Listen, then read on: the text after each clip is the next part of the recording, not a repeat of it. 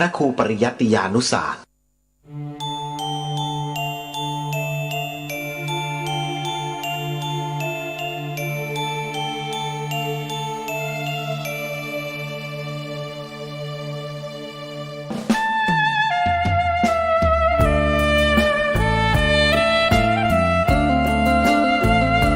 บาปหลายตนเกิดใหม่พบหน้าแน่นอนนรกร้อนหน้าสะพรึงครู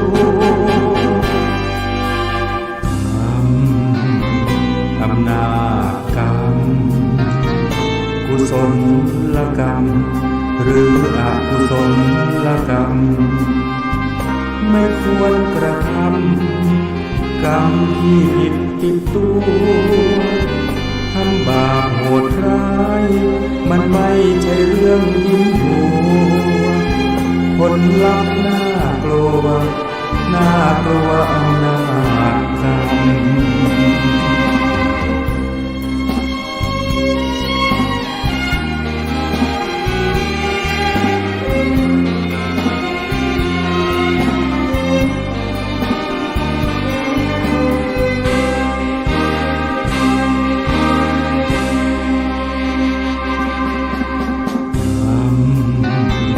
อำนาจกรรมกุศลกรรมหรืออกุศลกรรม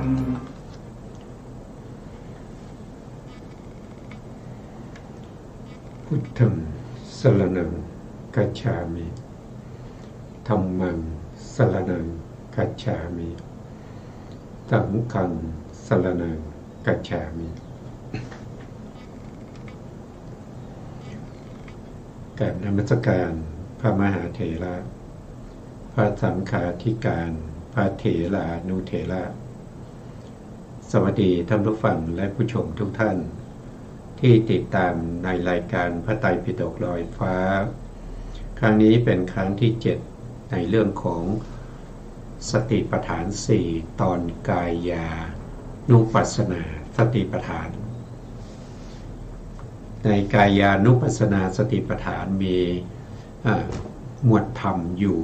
14หมวดด้วยกันหมวดที่1ก็คืออานาปานสติคือการกำหนดลมหายใจเข้าและก็ลมหายใจออกณจุดที่ลมกระทบครั้งที่แล้วผมก็ได้นำเอาพระสูตรมาจากมัชฌิมานิกายนะครับมัชฌิมานิกายอุปริปันธาอุปริปันธาในสูตรที่8อานาปานสติสูตรว่าด้วยการตั้งสติกำหนดลมหายใจเข้าและออกแล้วก็ได้พูดไปบ้างเล็กน้อยนะครับก็เท้าความเดิมนิดหนึ่งนะครับว่าสมัยนั้นพระผู้มีพระภาคเจ้าก็ประทับอยู่ที่ปราสาทของนางวิสาขานางวิสาขาในพระวิหารบุพารามคือจำพรรษาอยู่ที่วัดบุพารามซึ่งอยู่ทางทิศตะวันออกของกรุงสาวัตถีผู้ที่สร้างวัดนี้ก็คือได้แก่นางวิสาขาซึ่งเป็นมหาอุบาสิกาในสมัยพุทธกาลแล้วก็จำพรรษาได้ตลอด3 เดือนแล้วเนี่ยพระองค์ก็พิจารณาถึงภิกษุทั้งหลายภ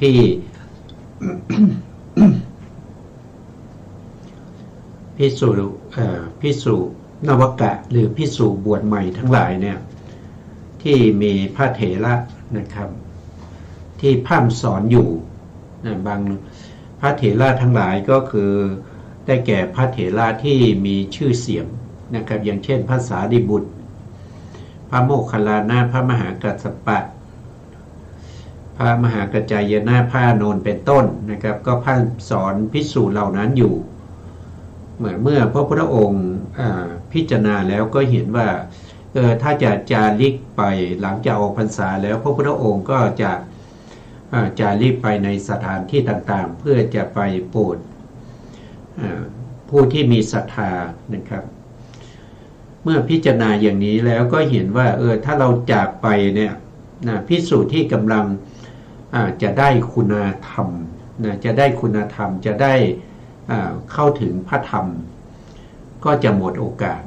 นะครับก็จะหมดโอกาสเพราะฉะนั้นพระพุทธองค์ก็ตรัสแก่ภิกษุทั้งหลายว่าในศาสนานี้นะภิกษุในศาสนานี้เป็นบุคคลที่ชอบในเรื่องของความสันโดษวิเวกปราลบความเพียรไม่คุกคีนะครับเพราะฉะนั้นเนี่ยเราจะอยู่ที่วัดอุปารามนี้ไปอีก1 เดือนเพื่อให้ภิกษุทั้งหลายนะครับที่กำลังศึกษาเล่าเรียนจากพระอาจารย์อยู่ได้ศึกษาเล่าเรียนได้อย่างเต็มที่เพื่อจะบรรลุธรรมที่ยังไม่บรรลุนะเพื่อจะให้เข้าถึงคุณธรรมทั้งหลายขอให้พวกเธอจงหมั่นศึกษาเล่าเรียนนะครับในทั้งคันธทุระและก็วิปัสสนาธุระนะครับให้ได้คุณธรรมที่สูงขึ้นนะเราจะอยู่จนครบ4 เดือนแห่งฤดูฝนนะขอให้พวกเธอเนี่ยพยายามตั้งใจศึกษาเล่าเรียนนะ4 เดือนแห่งฤดูฝนก็คือจะไปจนถึงวันลอยกระทงนะครับก็คือวันเพ็ญเดือน12ในวันลอยกระทงนะจะอยู่ตรงนี้นะแล้วก็ภิกษุที่จำพรรษาอยู่ที่อื่นนะครับในชนบทต่างๆเนี่ยเมื่อได้ยินเมื่อทราบข่าวนะทราบข่าวว่าพระพุทธองค์จะประทับอยู่ที่วัดบุพารามนี้อีก1 เดือนนะครับก็พากันมานะครับก็พากันมาเข้าเฝ้าพระพุทธองค์ภิกษุทั้งหลายที่มาจากที่ต่างๆนี้ก็มีเจตนาหลายอย่างแตกต่างกันไปนะบางพวกก็จะ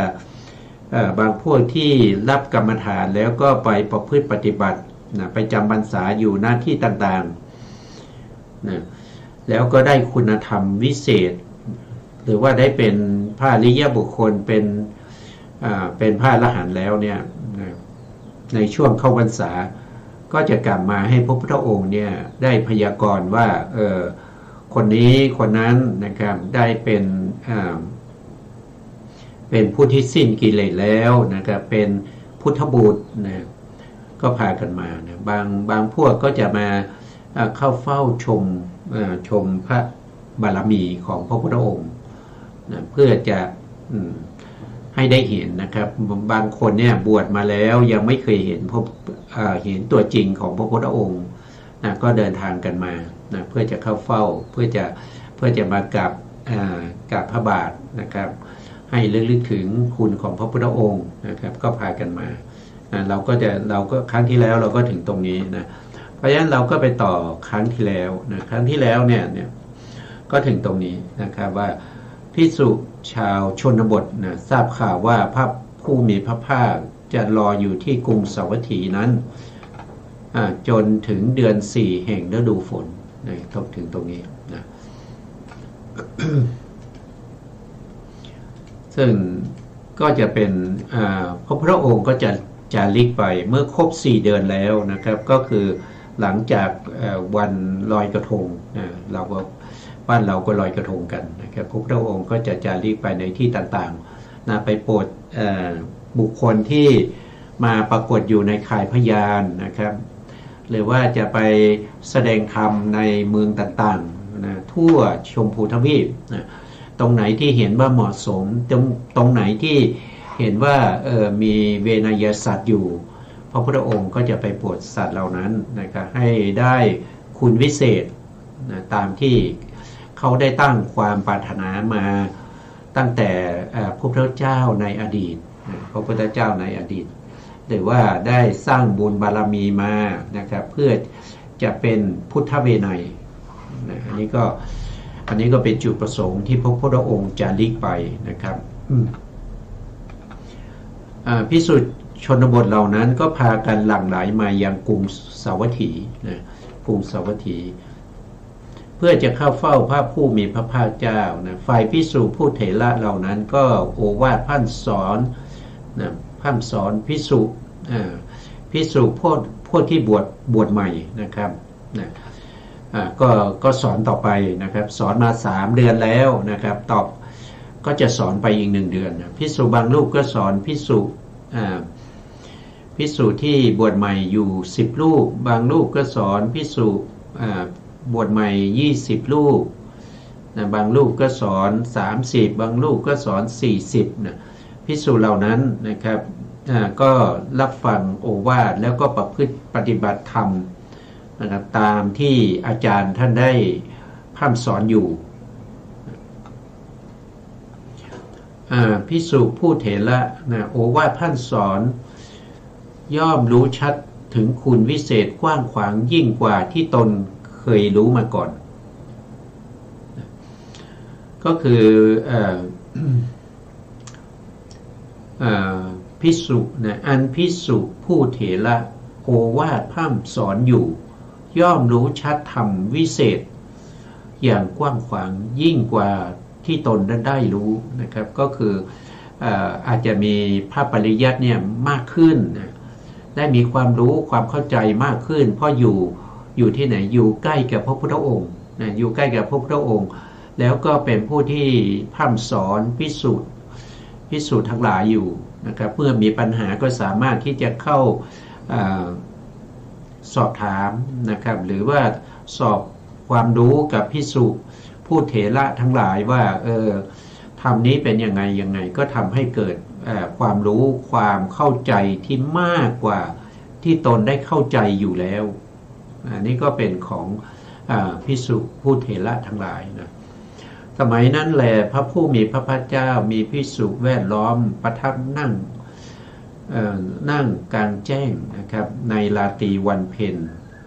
เป็นวันครบ4 เดือนแห่งฤดูฝนเป็นที่บานแห่งดอกโกมุตเป็นวันอุโบสถขึ้น15 ค่ำขณะนั้นพระผู้มีพระภาคเจ้าเหลียวดูภิกษุซึ่งนั่งนิ่งอยู่ในที่นั้นนะจึงตรัสบอกภิกษุเหล่านั้นว่าดูก่อนภิกษุทั้งหลายบริษัทนี้ไม่พูดคุยกันบริษัทนี้เงียบเสียงคุยดำรงอยู่ในธรรมอันบริสุทธิ์นะธรรมอันบริสุทธิ์นะคืออะไรนะครับก็คือในขณะที่นั่งเฝ้าพระพุทธองค์เนี่ยเมื่อพระพุทธองค์นิ่งอยู่ภิกษุเหล่านั้นก็นั่งนิ่งนะครับก็นั่งนิ่งบางรูปก็เข้าฌานสมาบัติบางรูปก็เข้าพละสมาบัติพละสมาบัติตามที่ตนเองได้มาบางรูปก็ตึกสาธยายพระธรรมที่ตัวเองเล่าเรียนมานะครับตึกอยู่ในใจนะครับแล้วพระพุทธองค์ก็เตือนสตินะครับด้วยการตัดเรียกว่าภิกษุทั้งหลายนะครับว่าภิกษุในบริษัทนี้เนี่ยเป็นภิกษุที่ไม่พูดคุยกันนะก็คือเตือนให้ภิกษุทั้งหลายที่นั่งอยู่ตรงนั้นนะที่เงียบนะครับเงียบโสดอยู่ตรงนั้นเนี่ยให้รู้ว่าต่อไปนี้พระพุทธองค์จะแสดงธรรมแล้วนะภิกษุเหล่านั้นก็บางรูปก็เข้าฌานสมาบัติก็จะออกจากฌานสมาบัติบางรูปเข้าพละสมาบัติก็ออกจากพละสมาบัตินะบางรูปกำลังตึกพระธรรมก็วางไว้ก่อนวางไว้ก่อนเพื่อจะฟังพระธรรมของพระสัมมาสัมพุทธเจ้านะดูก่อนภิกษุทั้งหลายภิกษุในบริษัทนี้เป็นเช่นเดียวกันกับบริษัทที่ควรแก่การคำนับนะก็คือพระภิกษุทั้งหลายนะครับหรือว่าในบริษัทก็คือในบริษัทก็จะมีทั้งอุบาสกอุบาสิกาอะไรทั้งหมดนะที่ทำงานอยู่ในวัดนะครับบางคนก็มาทำอาหารบางคนก็มาทำน้ำปานะอะไรพวกนี้เป็นอุบาสกอุบาสิกาพร้อมด้วยภิกษุทั้งหลายนะครับผู้เถระแล้วก็มัชชิมะแล้วก็นวกะทั้งหลายเนี่ยเป็นบุคคลที่ควรแก่การนับถือ คำนับนะครับแต่คำนับนี้ก็คือหมายถึงก็คำนับตามคุณสมบัตินะครับคุณสมบัติก็คือผู้ที่เป็นอัครสาวกนะครับก็แล้วก็บวชมาก่อนอย่างเงี้ยนะก็จะผู้ที่บวชหลังๆก็จะต้องทำความคำนับทำความเคารพแก่พระผู้ที่มีอาวุโสมากกว่าแล้วก็มีคุณธรรมดีกว่าเป็นพหูสูตรนะจำพระสูตรได้นะครับก็จะเป็นอย่างนี้เป็นบุคคลที่ควรแก่การคำนับนะควรแก่การต้อนรับนะควรแก่การทักษิณาทานทักษิณาทานก็คือถวายทานเพื่ออุทิศนะเพื่ออุทิศไปให้แก่ญาติพี่น้องทั้งหลายที่ร่วมรับไปแล้วนะสมควรที่จะเป็นบุคคลที่รับทักษิณาทานควรแก่การทำอัญชลีนะครับก็ได้พบเห็นพระที่มีคุณธรรมนะครับก็ควรจะทำอัญชลีกรรมนะเป็นเนื้อนาบุญของโลกนะครับก็คือนาบุญเนี่ยก็คือเหมือนกับว่าเวลาเราจะทำนาเนี่ยเราก็ต้องเลือกที่นาที่ดีๆใช่ไหมครับเมื่อเราเลือกที่นาที่ดีๆที่นาที่สมบูรณ์เราก็สามารถที่จะหว่านข้าวกล้าแล้วก็จะได้ผลมากนะแต่ถ้าเราไปทำนาในพื้นที่ที่ดินเต็มไปด้วยทรายนะครับแล้วก็เป็นหินนะเป็นภูเขาอย่างเงี้ยนะอันนั้นก็คือนาบุญที่ไม่ดีนะเป็นนาบุญที่ไม่ค่อยดีให้ผลน้อยนะให้ผลน้อยไม่ใช่เนื้อนาบุญนะเป็นสิ่งที่ไม่ก็เป็นสิ่งที่อะไรเวลาเราทำเราปลูกข้าวไปเนี่ยมันก็จะได้ผลน้อยนะมันได้ผลน้อยนะถ้าได้ผลมากก็จะเป็นเนื้อนาบุญก็เหมือนกับเราทำบุญนะทำบุญกับพระอาริยสงฆ์เหล่านี้แล้วเนี่ยอานิสงส์นะครับของบุญนั้นก็จะได้มากนะครับจะได้มากก็เป็นเนื้อนาบุญนะหาที่อื่นยิ่งกว่าไม่ได้นะครับก็คือหาในศาสนาอื่นไม่ได้นะครับถ้าทำกุศลแล้วเนี่ยที่จะได้กุศลมากเหมือนกับทำกับพระอริยบุคคลหรือทำกับพระพุทธเจ้าอย่างเงี้ยก็จะได้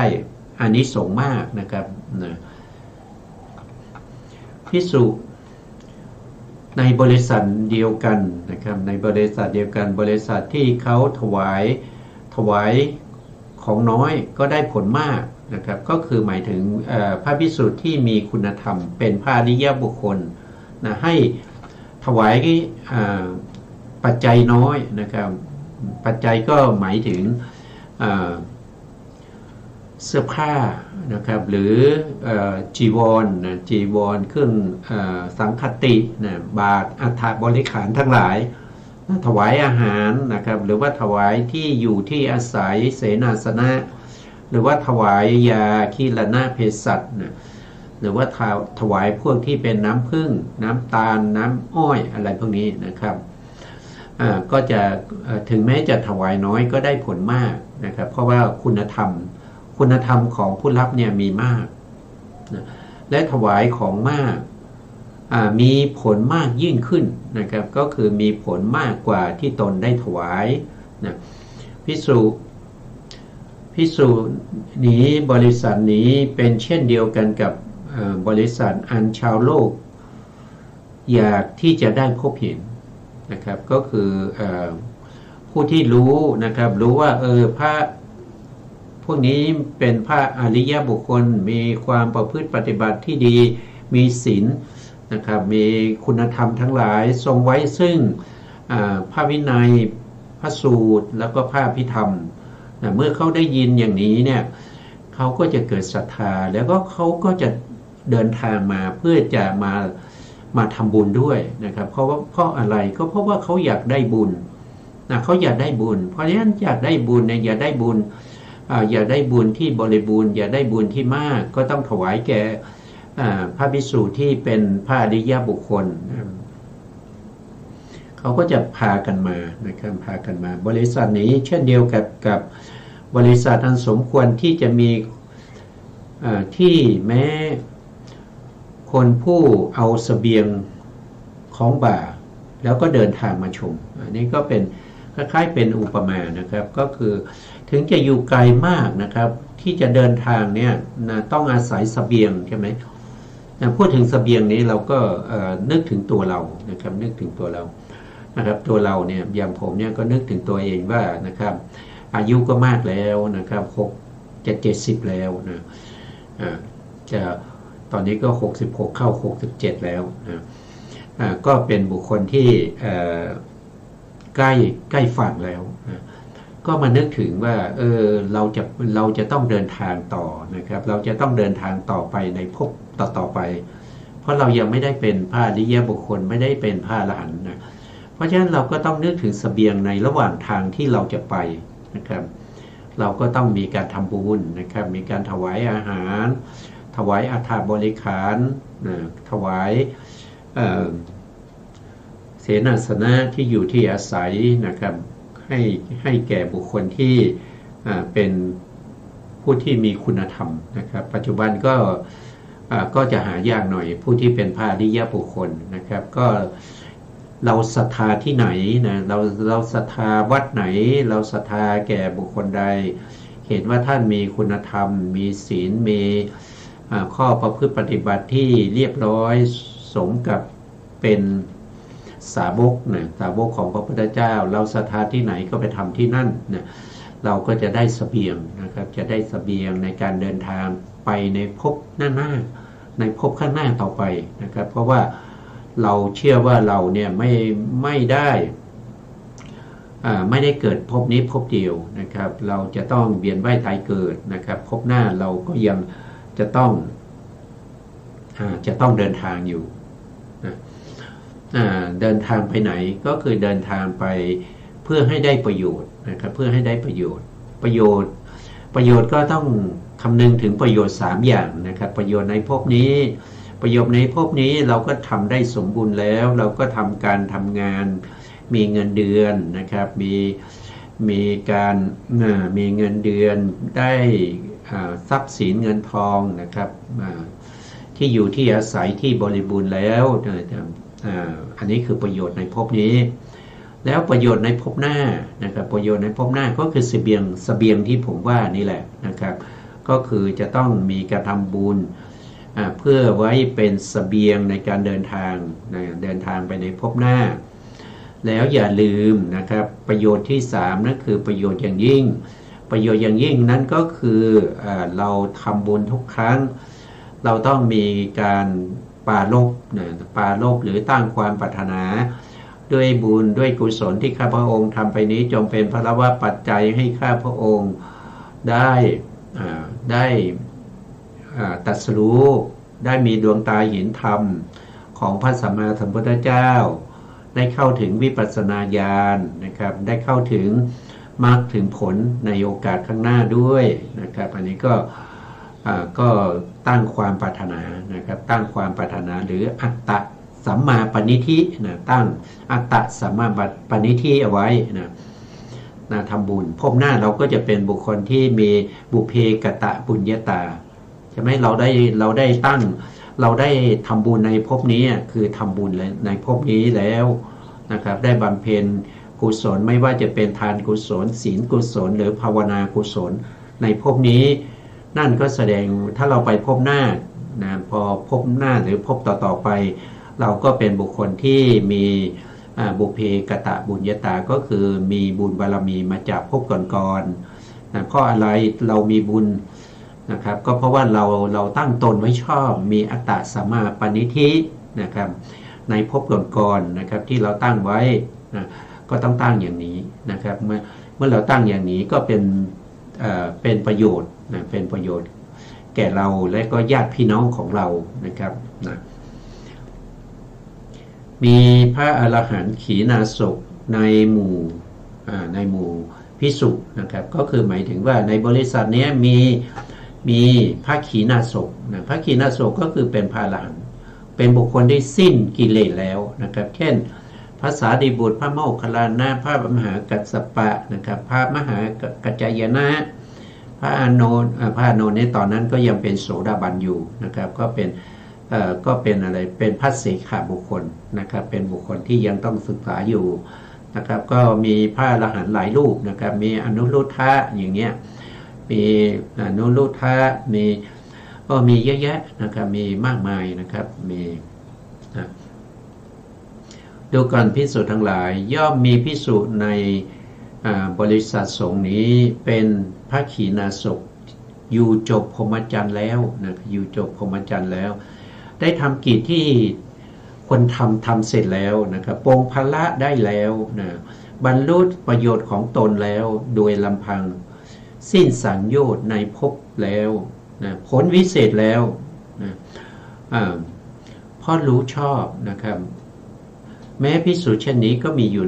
ในบริษัทนี้นะครับก็คือหมายถึงพระขีณาสพนะก็เป็นพระอรหันต์นะครับท่านได้ประพฤติปฏิบัติธรรมที่ควรจะทำในพระพุทธศาสนานี้จบลงแล้วเหมือนกับบุคคลที่ทำงานเสร็จแล้วนะครับเพียงแต่ยังอยู่เพื่ออะไรก็อยู่เพื่อรอวันเวลานะครับรอวันเวลาที่จะเข้าสู่ปรินิพพานนะครับเพราะกิจที่จะทำเพื่อให้เป็นพระอริยบุคคลนั้นท่านทำเสร็จแล้วกิจอย่างนี้ไม่มีอีกแล้วนะครับเพราะฉะนั้นท่านก็อยู่เพื่อรอวันปรินิพพานเท่านั้นนะเพราะท่านสิ้นสังโยชน์ในภพทั้งหมดแล้วนะครับท่านก็บอกว่ามีพระอนาคามีในหมู่ภิกษุนี้ก็มีอยู่นะครับพระอนาคามีก็มีดูก่อนภิกษุทั้งหลายย่อมมีพระภิกษุนะผู้เป็นอุปาติกะนะอุปาติกะพอสิ้นก็คือเป็นพระอนาคามีนะครับพอสิ้นสังโยชน์เบื้องต่ำทั้งคือเบื้องต่ำทั้งหมดเลยนะครับทั้งหมดเลยพระอนาคามีนะครับพระอนาคามีก็ละอะไรได้บ้างนะก็ละปฏิฆาได้นะครับละปฏิฆาที่อย่างละเอียดได้แล้วก็ละการมราคะอย่างละเอียดได้ด้วย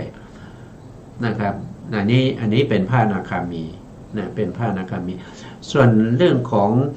ศีลพัตตปรมาสะแล้วก็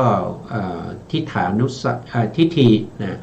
แล้วก็การมราคานุสัยอย่างหยาบนะครับที่นำไปสู่อบายแล้วก็ไม่นำไปสู่อบาย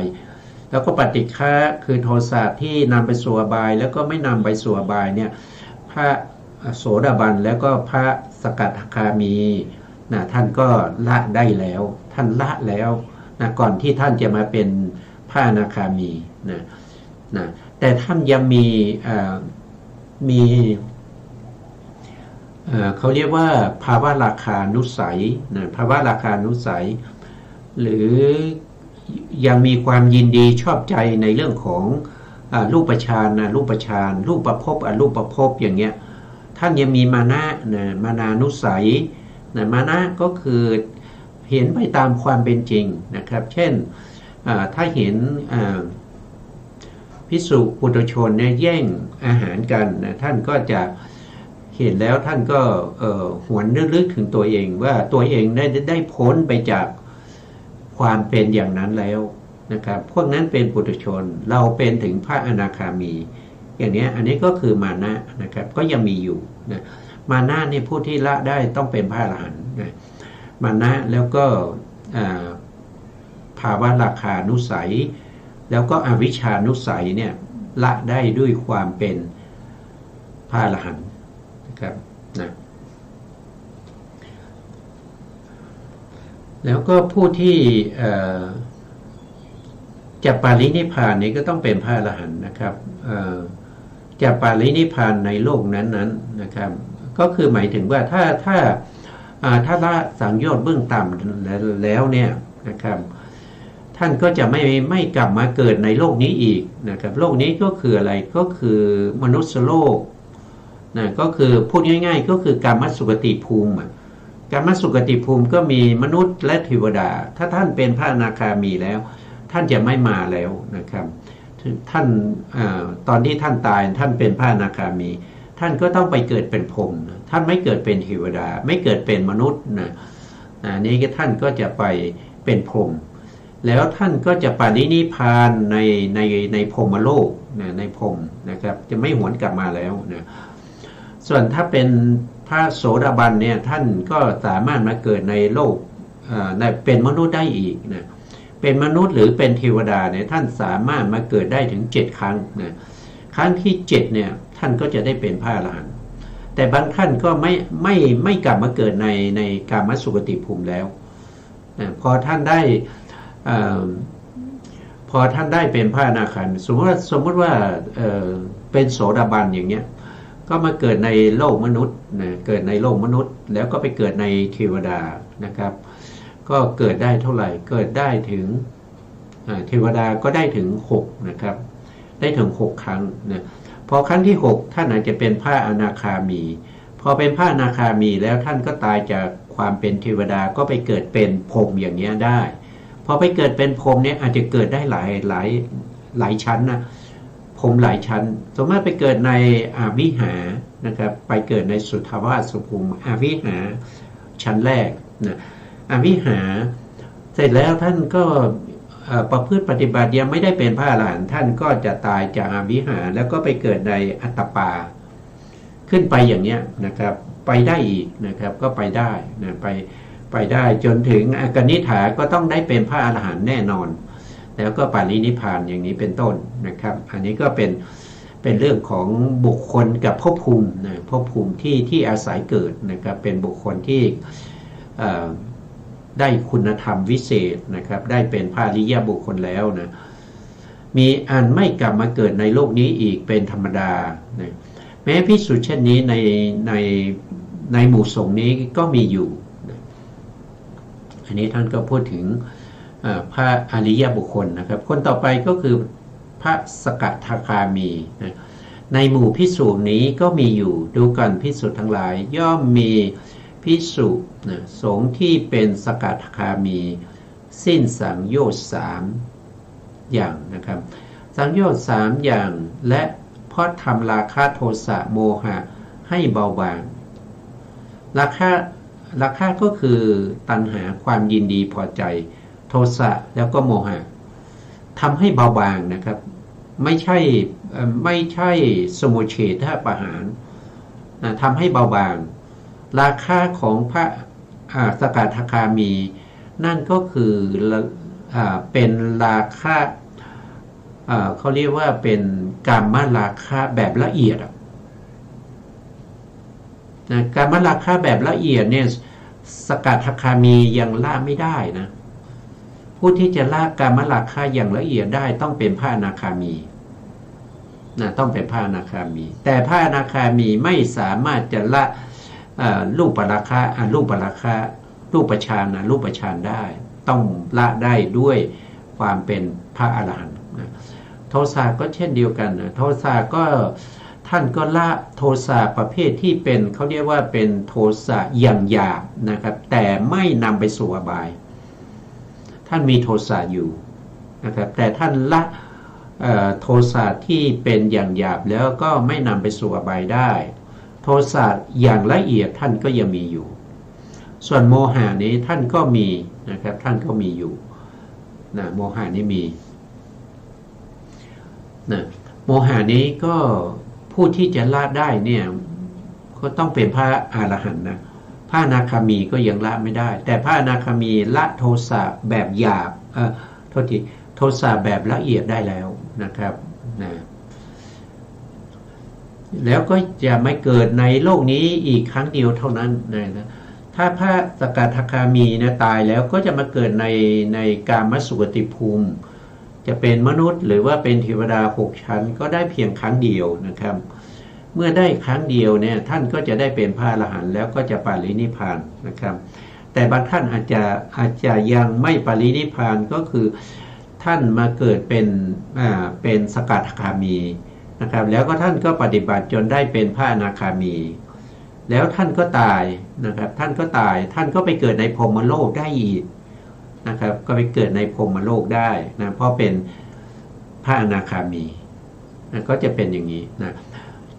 ก็จะทำที่สุดแห่งทุกข์นะครับแม้ภิกษุเช่นนี้ก็มีอยู่ภิกษุเช่นนี้ในหมู่ภิกษุนี้ก็มีอยู่อันนี้ก็เป็นเรื่องของพระอริยบุคคลนะแล้วต่อมาก็คือพระโสดาบันนะพระโสดาบัน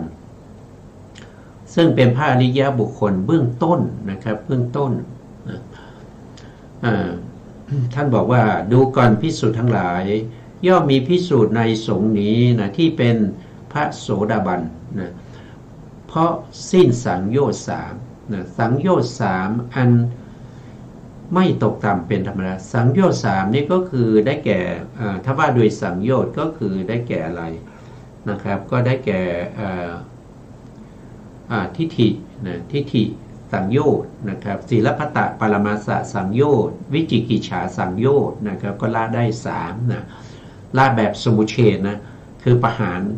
ได้เด็ดขาดไม่เกิดอีกนะครับก็คือวิจิกิจฉาสังโยชน์ทิฏฐิสังโยชน์ศีลพัตตปรมาสสังโยชน์อันนี้ละแบบสมุเฉทนะมีอันไม่ตกต่ำเป็นธรรมดาอันไม่ตกต่ำเป็นธรรมดาก็คือหมายถึงว่าท่านจะไม่ไปเกิดในอบายแล้วนะก็คือไม่ต้องไปเกิดเป็นเดรัจฉานเป็นเปรตเป็นอสุรกายเป็นสัตว์นรกแล้ว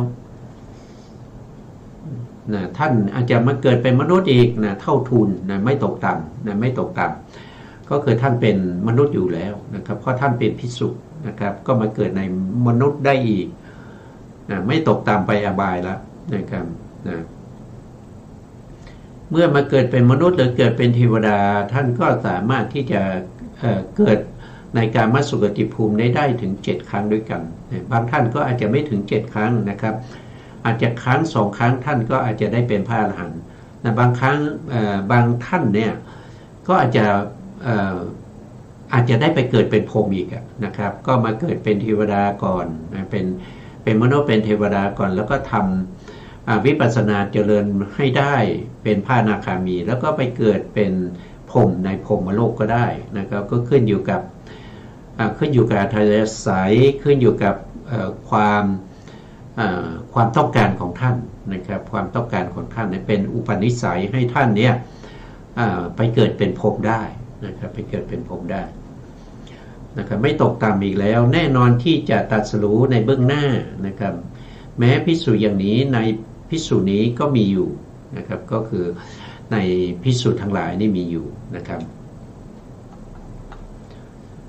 ต่อมานะครับมีภิกษุผู้เจริญสติปัฏฐาน4ในภิกษุในหมู่ภิกษุนี้นะครับภิกษุนี้ภิกษุที่มาประชุมกันในหลังจากออกพรรษาแล้วเนี่ยนะครับแล้วก็ต่อมาอีกเดือนหนึ่งจนถึงวันขึ้น15ค่ำเดือน12คือวันเพ็ญเดือน12วันลอยกระทงนั้นก็มีมากมายนะครับมาจากที่ไกลๆก็มีนะครับที่จำพรรษาอยู่ที่วัดบุพารามนี้ก็มีนะก็มีภิกษุเหล่านั้นก็เจริญสติปัฏฐานนะครับเจริญสติปัฏฐานก็มีอยู่นะดูก่อนภิกษุทั้งหลายย่อมมีภิกษุในภิกษุสงฆ์นี้เป็นผู้ที่ประกอบความเพียรในอันเจริญสติปัฏฐาน4อยู่นะเจริญสติปัฏฐาน4อยู่แม้ภิกษุเช่นนี้ในภิกษุนี้ก็มีอยู่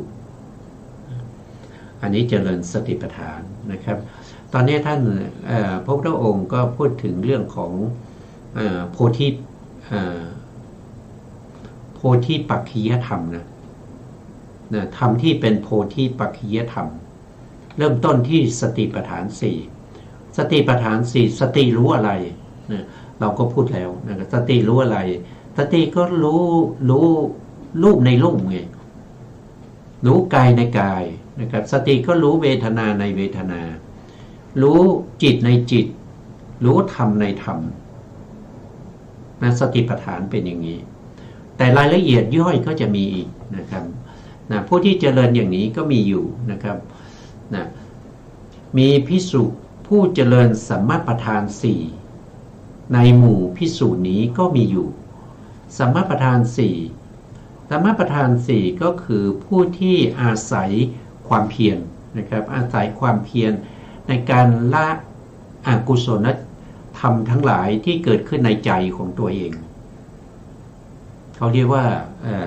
ปหานาประธานก็คือละอกุศลทั้งหลายที่เกิดขึ้นในใจกิเลสทั้งหลายที่เกิดขึ้นนะครับเรารู้ได้ตอนไหนก็คือรู้ได้ตอนที่มันเขาเกิดขึ้นในใจของเราแล้วก็ขุ่นมัวอยู่ในใจที่เป็นปริยุทธานะกิเลสเรารู้สึกได้เมื่อเรารู้สึกเกิดขึ้นมาแล้วเราก็ต้องพยายามที่ละมันให้ได้อันนั้นก็คือปหานาประธานคือมีความพยายามละกิเลสที่เกิดขึ้นในใจแล้วหรืออกุศลธรรมทั้งหลายที่เกิดขึ้นในใจแล้วให้มันหมดไปนี่ก็เรียกว่าเป็นการเจริญสัมมาประธานสี่นะ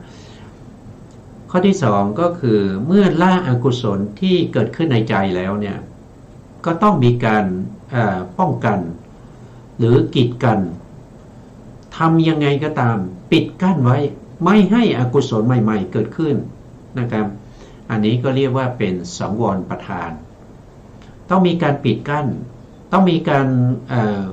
กันไม่ให้อกุศลหรือกิเลสที่เราได้ละแล้วเนี่ยเกิดขึ้นนะต้องปิดกั้นเลยนะอันนี้เป็นสังวรประธานข้อที่สามก็คือจะต้องพยายามที่ทำให้กุศลธรรมหรือคุณงามความดีมีทานมีศีลมีภาวนานะมีสัมมาทิฏฐินะมีสัมมาทิฏฐิสัมมาสังกัปปะสัมมาวาจาสัมมากัมมันตะสัมมาอาชีวะสัมมาวายามะสัมมาสติสัมมาสมาธิให้เกิดขึ้นพยายามทำให้มันเกิดขึ้นนะจะครบ8หรือไม่ก็ต้องพยายามนะครับโดยส่วนมากเมื่อเราทำเนี่ยในช่วงแรกๆเนี่ยนะครับช่วงแรกๆเนี่ยก็จะเป็นเขาเรียกว่ามรรคห้าปัญจคีลมรรคเป็นมรรคที่ประกอบด้วยองค์5นะครับก็คืออะไรก็คือตัดเอาศีลออกไปนะครับตัดเอาสัมมาวาจาสัมมากัมมันตะสัมมาอาชีวะออกไปก่อนนะครับก็ทำให้ความนึกคิดนะครับความเข้าใจปรับความเข้าใจให้ถูกปรับสัมมาทิฏฐิให้ตรงนะครับนั้นก็เรียกว่าเป็นปัญญานะครับรู้เรื่องของเหตุเรื่องผลนะครับอำนาจของปัจจัยทั้งหลายก็เป็นปฏิจจสมุปบาทนะครับรู้อะไรเป็นทุกขสัจหนีทุกข์นะรู้อะไรเป็นเหตุให้เกิดทุกข์ก็คือหนีทุกขสมุทัยเนี่ยก็ต้องทำสัมมาทิฏฐิให้เกิดขึ้นนั่นก็เรียกว่าเป็นการทำให้มีขึ้นนะครับนั่นก็เรียกว่าอนุรักษ์ประธานนะอนุรักษ์ทำให้มีขึ้นทำให้กุศลธรรมเนี่ยมีขึ้นนะครับอะไรกุศลอะไรที่ยังไม่เคยเกิดขึ้นก็ทำให้มันมีขึ้นพยายามทำนะครับแล้ว4ก็คือพยายามทำให้กุศลที่เกิดขึ้นแล้วเนี่ยให้เจริญยิ่งขึ้นไปให้มีกำลังมากขึ้นนะครับตอนที่เกิดขึ้นใหม่ๆอาจจะกำลังไม่มากนะพยายามประคับประคองนะครับอนุบาลไว้นะให้กุศลเหล่านั้นเจริญยิ่งขึ้นไปนะอันนี้ก็เรียกว่าเป็นอะไรอนุรักษ์ประธานนะอนุรักษ์ประธานนะก็จะทำเจริญในเรื่องของสัมมาประธาน4นะครับภิกษุแบบนี้ก็มีอยู่ในการประชุมสงฆ์ในวันเพ็ญเดือน12นะครับที่วัดบุพารามโดยมีพระพุทธองค์เนี่ยเป็นประธานก็มีอยู่อย่างนี้นะต่อไปดูก่อนภิกษุทั้งหลายย่อมมีภิกษุในภิกษุสงฆ์นี้ที่เป็นผู้ประกอบด้วยความเพียรในอันเจริญส สัมมาประธานสี่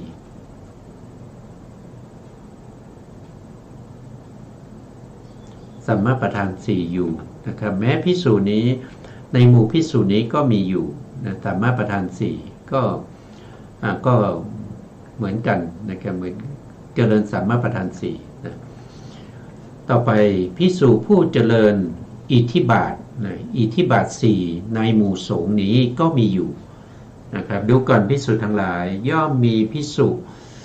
ในภิกษุสงฆ์นี้ที่เป็นผู้ประกอบด้วยความเพียรในอันเจริญอิทธิบาทสี่อยู่แม้ภิกษุสงฆ์แม้ภิกษุเช่นนี้ในภิกษุในหมู่ภิกษุนี้ก็มีอยู่อิทธิบาทสี่นะครับอิทธิบาทสี่ก็คือหนึ่งก็คือมีฉันทาธิปตินะฉันทิฏฐิบาทนะท่านเรียกว่าฉันทิฏฐิบาทฉันทิฏฐิบาทกับ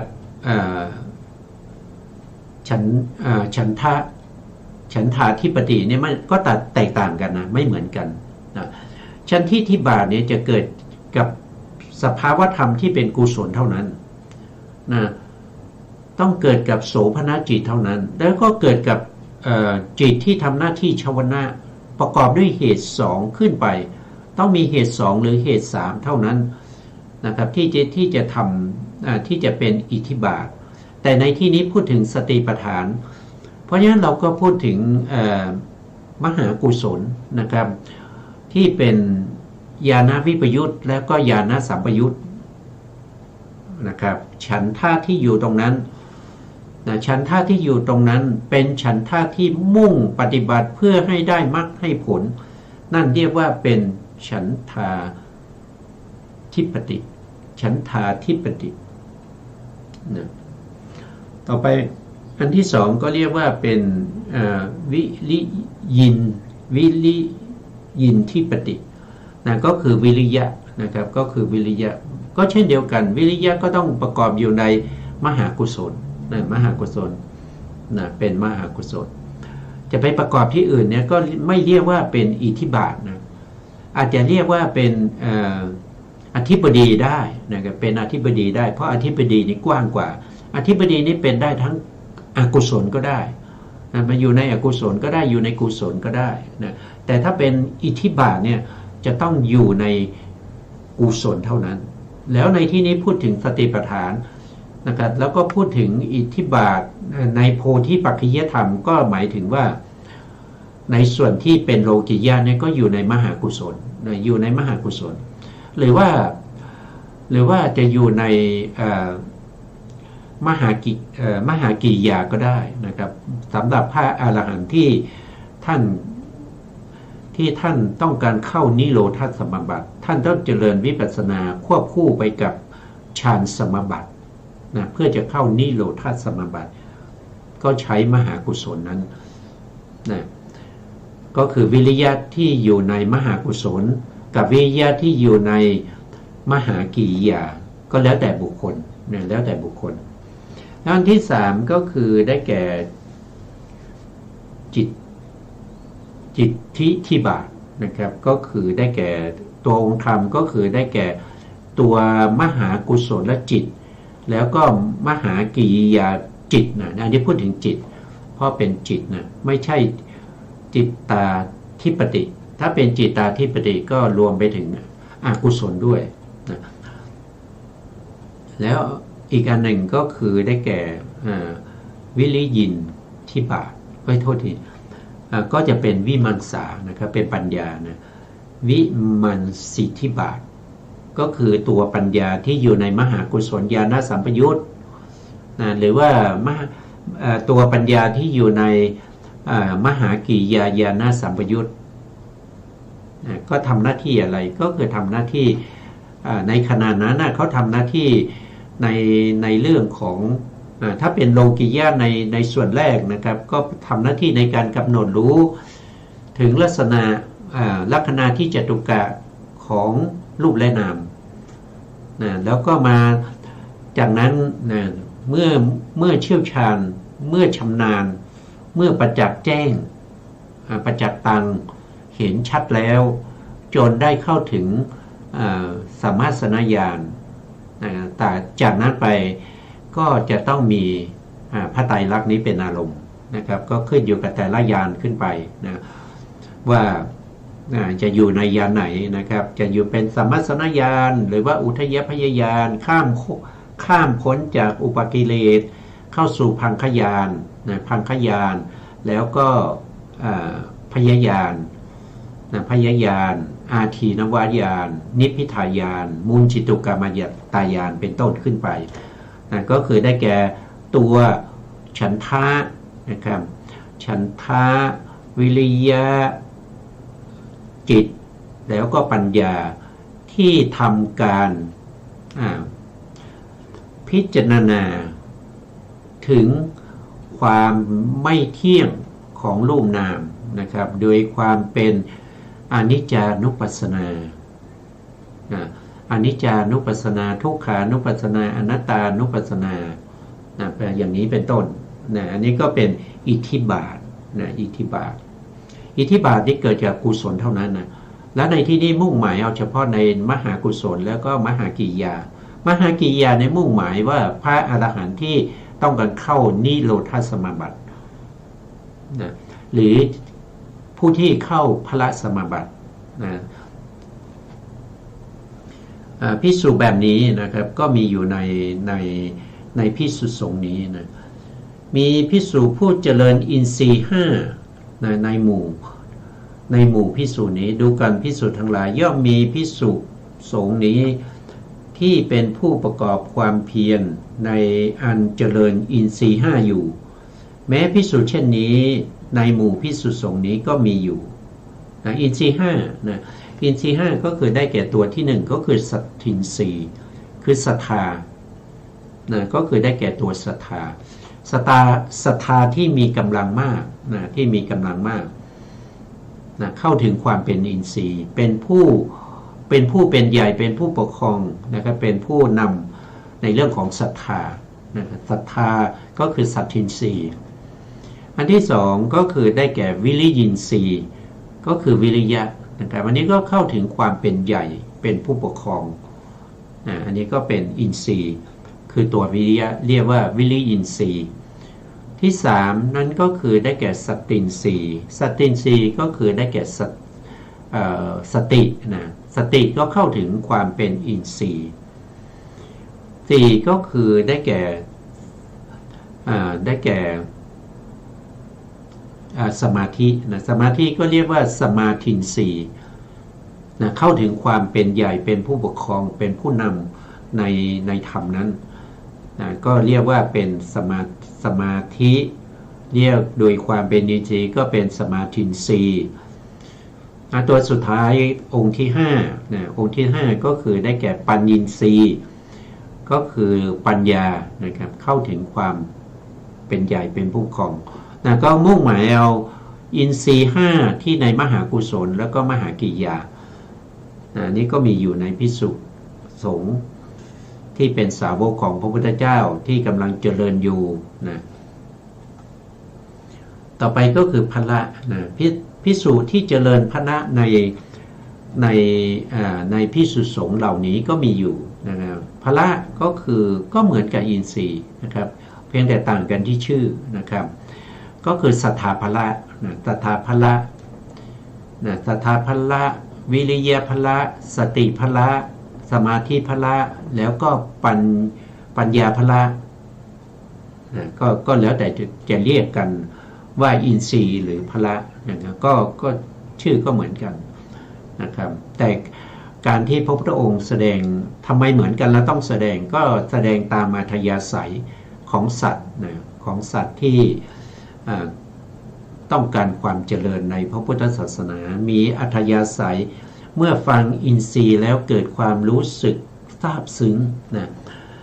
บางคนก็ฟังอินทรีย์ไม่ค่อยซาบซึ้งเท่าไหร่ถ้าฟังเป็นพละเนี่ยพละคืออะไรคือกำลังกำลังมากก็อาจจะซาบซึ้งเกิดความศรัทธามากขึ้นแล้วก็สามารถที่จะตรัสรู้ธรรมได้พระพุทธองค์ก็แสดงพละเพราะฉะนั้นก็มีทั้งอินทรีย์แล้วก็พละ ผู้ที่ปฏิบัติอยู่ในภิกษุเหล่านั้นก็มีอยู่ทั้งอินทรีย์แล้วก็ทั้งพละด้วยต่อไปก็คือภิกษุที่เจริญโพชฌงค์นะโพชฌงค์ก็มีอยู่7นะในหมู่ภิกษุเหล่านั้นก็มีอยู่นะโพชฌงค์นี้เป็นองค์แห่งการตรัสรู้นะครับก็มีอยู่7องค์นะครับหนึ่งก็คือสตินะสติสัมโพชฌงค์นะสติที่เป็นไปในสติปัฏฐาน4นะที่มีกำลังนะครับเข้าถึงวิปัสสนาญาณนะวิปัสสนาญาณในนี้ก็คือมีอารมณ์ที่เป็นพระไตรลักษณ์นะครับสามารถที่จะเห็นอนิจจังทุกขังอนัตตาแล้วนะเป็นไปในสติปัฏฐาน4นั้นเรียกว่าเป็นสติสัมโพชฌงค์ต่อมาองค์ที่2ก็คือเรียกว่าธรรมวิจยะสัมโพชฌงค์ธรรมวิจยะสัมโพชฌงค์ก็คือได้แก่ปัญญานะปัญญาที่ใคร่ควรพิจารณาไต่ตองในธรรมะทั้งหลายโดยมีอนิจจังทุกขังอนัตตานี่เป็นอารมณ์เพื่อให้ได้เห็นถึงอัศสาธาอาทีนะว่าเหตุเกิดเหตุดับความเป็นไปของสภาวะธรรมเหล่านั้นโดยความเป็นปัจจัยและปัจจยุบันในปฏิจจสมุปบาทอย่างนี้นะตัวปัญญาเรียกว่าเป็นธรรมวิจัยสัมโพชฌงค์องค์ที่3ก็คือได้แก่วิริยะวิริยะก็คือเป็นวิริยะสัมโพชฌงค์ก็คือผู้กล้าในการที่จะละอกุศลกล้าในการที่จะเจริญกุศลทำให้กุศลและธรรมให้มากขึ้นเรื่อยๆทำให้มากมีองค์8ให้มากขึ้นนี่ก็เป็นวิริยะสัมโพชฌงค์อันนี้เราก็วันนี้เวลาหมดแล้วนะครับเพราะฉะนั้นเราก็ไว้แค่นี้ก่อนนะเราก็ไว้แค่นี้ก่อน